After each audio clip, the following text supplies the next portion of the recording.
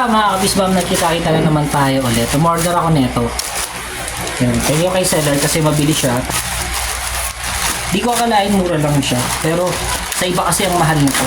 Pero sa kanya, mura lang. So nabili ko lang siya 200 lang. Mabigat siya. Ayan. At ang maganda, isa pa, bubuksan natin. Hindi siya yung plastic. Ayan.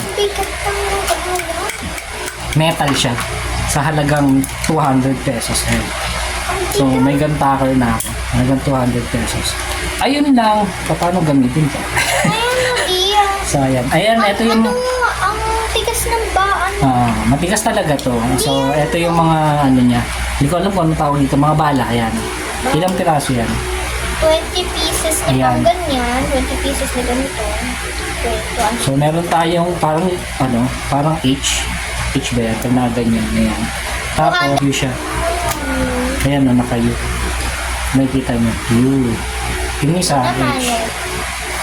So, tatlong klase siya. Universal siya. Ayan. Tapos, ito yung H. H? So, may free siya na ganito. Hindi ko alam. D?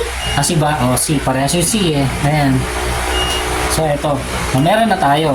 Ngayon, kailangan natin matesting.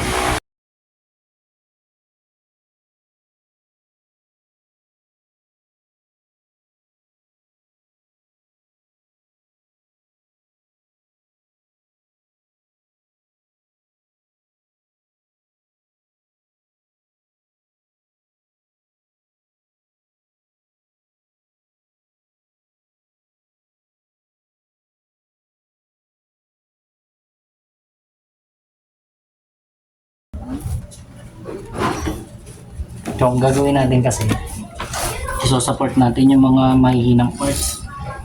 Tulad neto, kasi malalim na siya. So, masakit na siya. Ito yung nagpo-provide ng another support sa kanya. Para hindi lumubog ng tuluyan. Gusto ko na ba yung tawag ko? Ayan. So, maganda kasi itong tangan na to kasi solid na kumakabit siya. Nga pala, hindi ko na tinanggal yung foam kasi di pa ako bumibili ng panibagong foam. Tatanggalin ko siya kapag may nakita na akong foam para dito. So, i-retouch natin siya ulit. Ito, kasi pansamantala lang para hindi makasugat. Kaya, ginagawa ko to. Sa mga may alam na ito, comment kayo. Kasi, ito yung first time kong gumawa nito. Lagyan mo siya ng ipit, D. Hindi, okay lang yan. Para hindi mo itaas ng itaas. Ang maganda kasi, kapag may takad ka,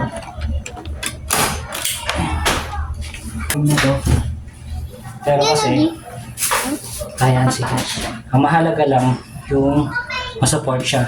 So, yung mga una ko medyo matiga, medyo malambot, pero ito medyo mahahatak ko na kasi nakuha ko na yung paano paggamit. Ayan. Paano ba? Anak! Ako, kita ba ako? So, ayun, nakukuha ko na kung paano ko siya mababata. Kasi kanina parang medyo hirap pa ako, pero ito, okay na to. Mahabata ko siya para tumigas ng konti pa dito. Ayan. So, gusto ko siya nakabanat.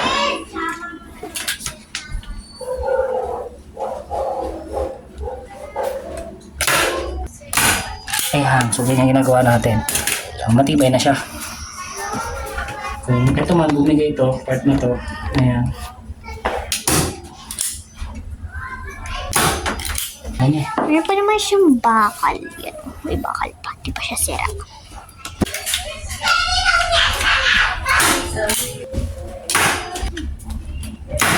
Yun. So, solid siya. Ngayon, may mga part na matigas na. Yan.